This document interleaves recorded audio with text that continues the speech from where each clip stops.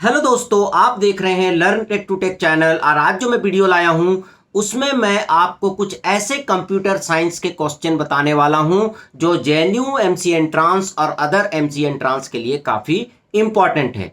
तो चलिए इस वीडियो को स्टार्ट करने से पहले जस्ट मैं आपसे रिक्वेस्ट करता हूं कि अगर अभी तक आपने मेरे चैनल को सब्सक्राइब नहीं कर रखा है तो सब्सक्राइब कर लें और बगल में जो बेल उसे जरूर क्लिक करें, जिससे मेरे जितने भी नए वीडियोस हैं उनके नोटिफिकेशन आपको मिलता रहे। साथ ही मेरे android app learn tech to tech को भी डाउनलोड करना ना भूले। तो चलिए स्टार्ट करते हैं।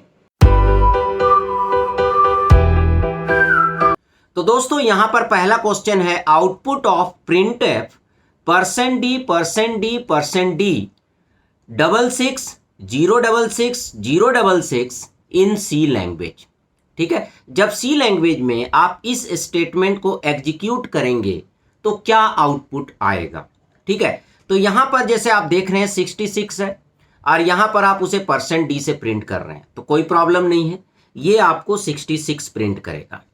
उसके बाद आपने लिखा 066, तो जब आप किसी नंबर के आगे 0 लगा देते हैं तो उसको कंसीडर किया जाता है कि ये ऑक्टल में है, पर आप प्रिंट किस में कर रहे हैं, %d से। इसका मतलब आप ऑक्टल को कन्वर्ट करना चाहते हैं डेसिमल में।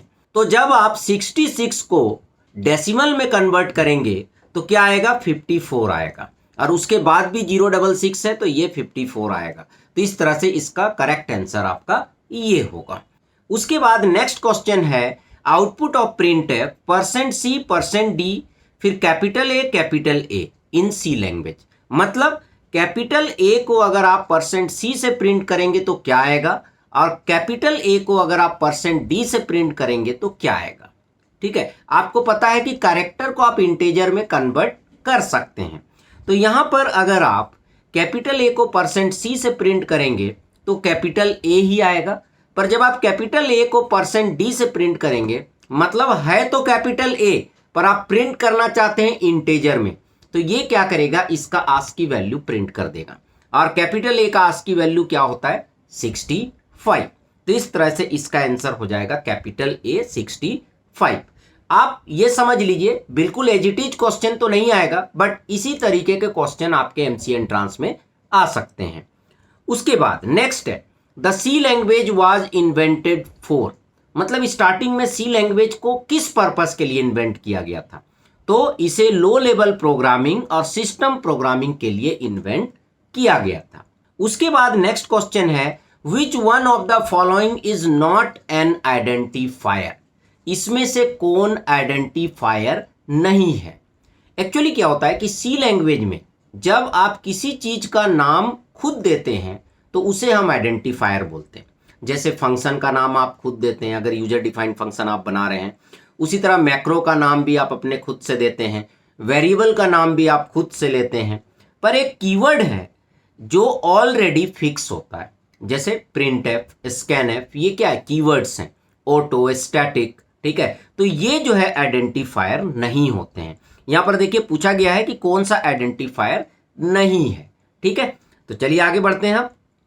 नेक्स्ट है which one is not applicable for variable name in C language.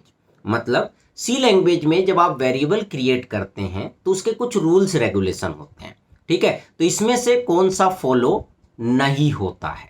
ठीक है, यहां पर क्या बोल रहा है, नॉट एप्लीकेबल। तो ये ध्यान रखिएगा, जब नॉट लगा हुआ होता है तो कई बार क्या होता है कि आप नॉट पे ध्यान नहीं देते हैं और उसके बेसिस पे आप आंसर दे देते हैं। तो यहां पर इसका आंसर होगा वेरिएबल नेम इंक्लूड स्पेस। कभी भी वेरिएबल नेम में स्पेस नहीं होता है, तो इस क्वेश्चन के हिसाब से ये एप्लीकेबल नहीं होगा। जैसे variable name must start with alphabet, ये सही है। Different from keywords, obviously keywords नहीं होने चाहिए जो आप वेरिएबल ले रहे हैं।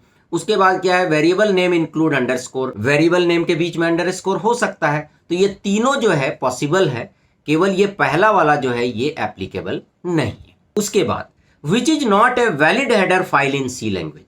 इसमें से कौन सा हेडर फाइल वैलिड नहीं है।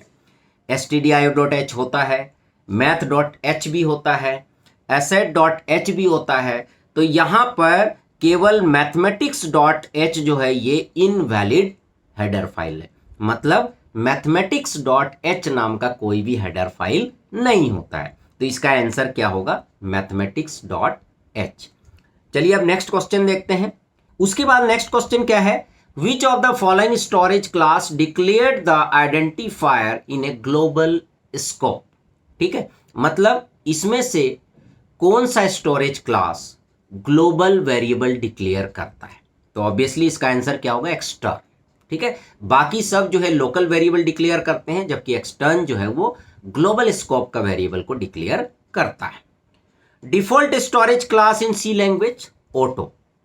जो ऑटो होता है वो आपका डिफॉल्ट स्टोरेज क्लास होता है। मतलब अगर आप जो है वेरिएबल डिक्लेयर करते समय अगर आप कोई भी स्टोरेज क्लास नहीं मेंशन करते हैं तो ये माना जाएगा कि वो ऑटो स्टोरेज क्लास का है।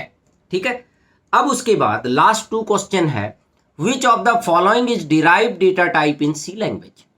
इनमें से कौन सा data type derived data type है? तो फिर बेसिक डेटा टाइप क्या होता है या फिर प्राइमरी डेटा टाइप क्या होता है? जैसे इंट है, कैर है, फ्लॉट है, इनको हम क्या बोलते हैं? Primary data type. जब इनका यूज करके हम कुछ दूसरा डेटा टाइप बनाते हैं तो उसे हम लोग बोलते हैं डिराइव्ड डेटा टाइप। ठीक है, तो स्ट्रक्चर भी डिराइव्ड डेटा टाइप है, क्योंकि स्ट्रक्चर बनाने के लिए आपको इंट, कैर, फ्लॉट इन सब का जरूरत पड़ेगा, क्योंकि उसके अंदर जो आप वेरिएबल डिक्लेयर करेंगे वो या तो इंटेजर होगा, कैरेक्टर होगा, फ्लॉट होगा, डबल होगा, कुछ ना कुछ जरूर होगा। फंक्शन, फंक्शन को भी आप रिटर्न टाइप देते हैं, उसके अंदर जो आर्ग्यूमेंट होता है वो भी क्या होता है? बेसिक डेटा टाइप का होता है। ठीक है, तो इसका मतलब बिना बेसिक डेटा टाइप का आप जो है फंक्शन नहीं बना सकते हैं, तो ये भी डिराइव्ड डेटा टाइप हुआ। एरे भी आपका डिराइव्ड डेटा टाइप हुआ, तो इसका मतलब इसका आंसर होगा ऑल ऑफ द एबव। इसका आंसर क्या होगा? All of the above.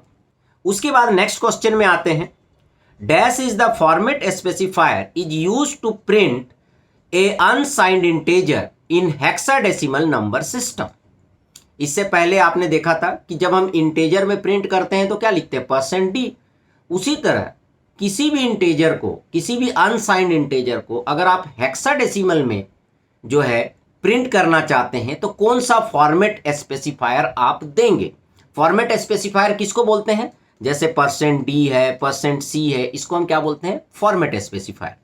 तो यहां पर अगर आप किसी अनसाइंड इंटेजर को हेक्साडेसिमल नंबर सिस्टम में लिखना चाहते हैं, प्रिंट करना चाहते हैं, तो आपको यूज करना पड़ेगा %x। तो उससे क्या होगा कि वो आपका हेक्साडेसिमल में प्रिंट होगा। तो दोस्तों इस तरह से मैंने आपको कुछ क्वेश्चन बताए कंप्यूटर साइंस से रिलेटेड, जो कि एमसी एंट्रांस के लिए काफी इंपॉर्टेंट है। तो चलिए दोस्तों, आई होप कि आपको वीडियो पसंद आया होगा। चलेगा तो लाइक करें, शेयर करें, कमेंट करें, और अगर अभी तक आपने मेरे चैनल को सब्सक्राइब नहीं करा तो सब्सक्राइब कर लिया, बगल में जो बेल है उसे जरूर क्लिक करें, जिससे मेरे जितने भी वीडियोज हैं उनका नोटिफिकेशन आपको मिलता रहे। Thank you and good bye.